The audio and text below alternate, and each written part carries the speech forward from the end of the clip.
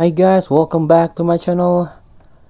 Today I'm going to show you for the beginner, for the new player, how you can change your number of your player. So this video is made for new player that new into this game, because previously this game is FIFA Mobile, but right now this game is EA Sport FC Mobile 24. So in its all console, there is no FIFA anymore. In PlayStation 5 and many console, there is no FIFA, but it becomes EA Sport FC. And in this occasion, I want to show you the EA Sport FC Mobile 24.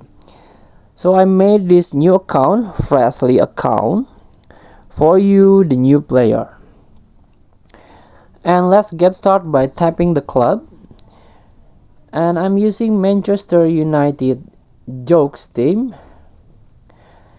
And let's tap the locker room.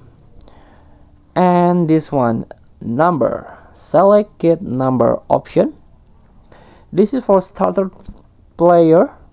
And you can change also in substitute player.